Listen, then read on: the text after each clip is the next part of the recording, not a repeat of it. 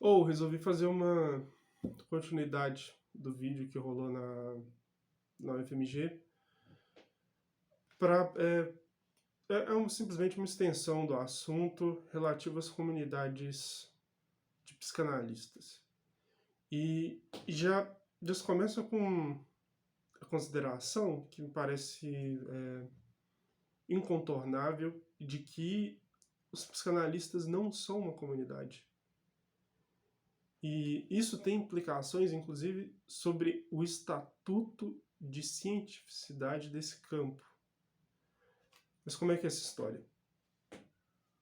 Existem diferentes critérios de cientificidade.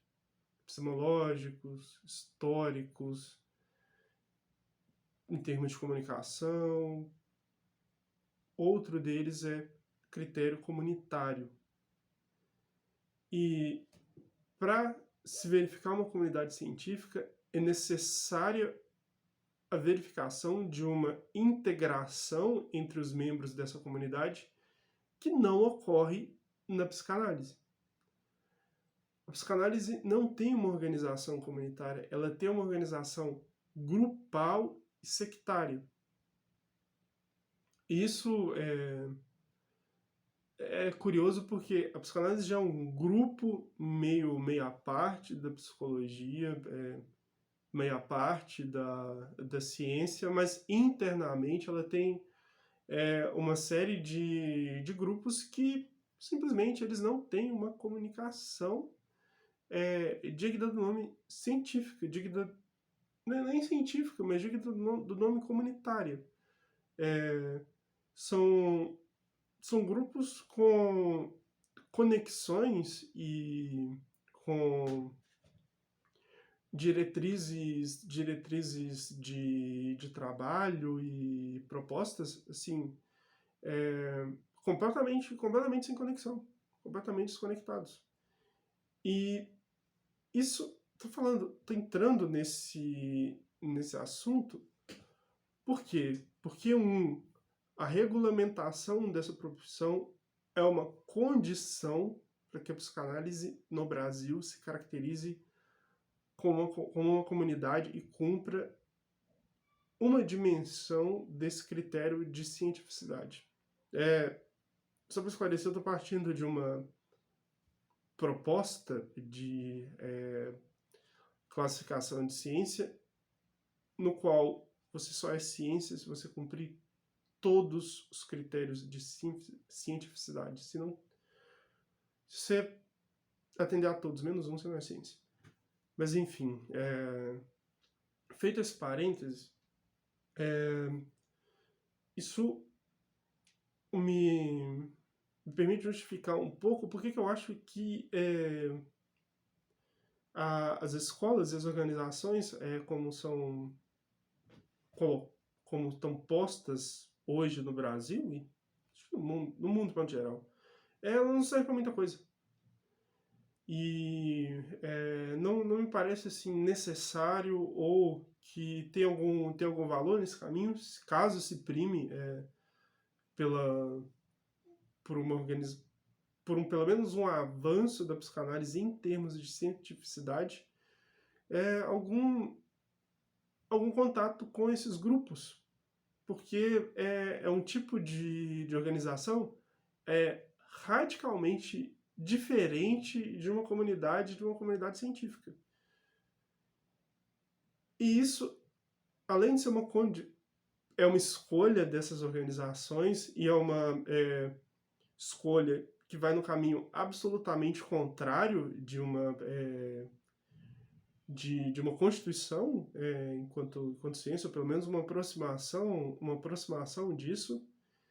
E para além disso, essa escolha ela não acontece à toa, ela acaba promovendo uma certa ladeira escorregadia, onde se acaba recorrendo às escolas. Pelo menos um certo público que é alvo dessas organizações acaba recorrendo às escolas, porque você fala, não tem regulamentação, não tem um órgão maior.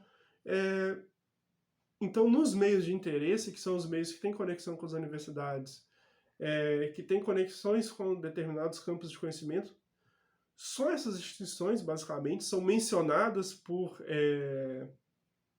exemplo, professores universitários, por pesquisadores, etc. Só assim elas conseguem chamar a atenção de um determinado público de interesse e, bom, não tem regulamentação, é tudo solto, mas dentro desses discursos percorre a ideia de que sim, tem diretrizes, o tripé, por exemplo, é uma diretriz de formação, e quem promove esses cursos, quem promove essa estrutura, são essas escolas, esses centros de formação.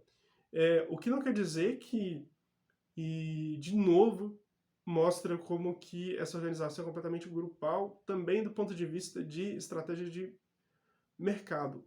Essa estratégia de mercado não atinge todos os públicos, ou pelo menos a proposta delas não atinge todos os públicos. Você pode falar, não, psicanálise não é universalizável, mas a proposta, ela pode, não há nenhuma restrição de que essa proposta, pelo menos, seja ouvida pela sociedade de modo geral.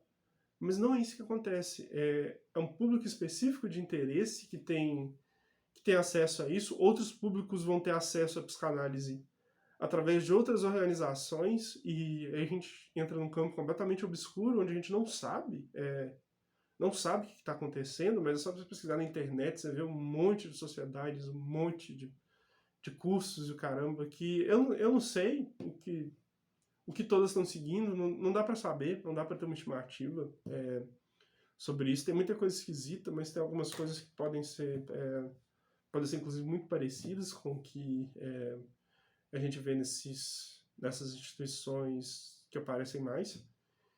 E aí, beleza. Uma vez feita essa escolha dessas instituições, eu me vejo num caminho assim, completamente oposto a essas instituições. Muita gente constrói a sua clínica a partir disso. E eu estou falando isso por quê? Porque muitas vezes colocada a questão de que o psicanalista também, se ele abrir mão das comunidades, se ele abrir mão, às vezes coloca até nas escolas, o que não é uma fração da comunidade analítica, mas às vezes é colocado. Ele está se propondo self-made man, ele está se propondo um liberal, não dá para um psicanalista se apartar da sociedade, e o que gera pergunta se, uma vez que eu estou dizendo isso, eu sou um liberaloide. Bom, você pode me chamar disso, mas não. Porque, para início de conversa, quem está se apartando de uma integração com a comunidade de modo geral são as escolas. Uma integração nas escolas ou uma integração mais profunda num grupo psicanalítico, ele tem como tendência a fechar uma série de portas em relação à integração com outros tipos de conhecimento, integração com outras instituições, integração, comunicação com outras frentes interessadas no campo psi e etc. Inclusive, integração com agentes, atores dentro de campos que são considerados até inauditos, como, por exemplo, psicologia baseada em evidência, outras propostas de clínica do autismo, vozes dissidentes nesses campos que podem ser aliadas de uma proposta psicanalítica. Todas essas portas acabam sendo fechadas. Então, dizendo de uma certa forma, integrar, fazer parte de um grupo, se comprometer com o grupo psicanalítico, acaba, na maioria das vezes, inviabilizando essa integração comunitária.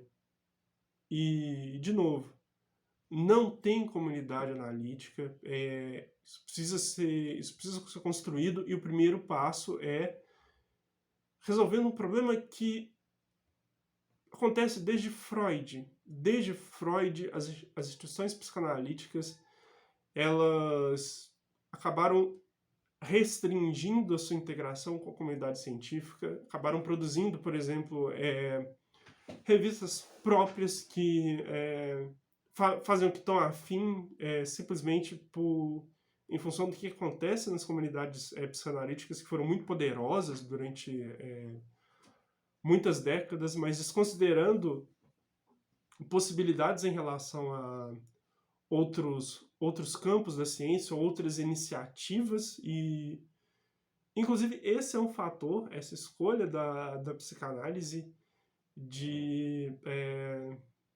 ser meio ermitã, ser meio gregária, ser meio grupal, que gerou uma série de perdas de influência.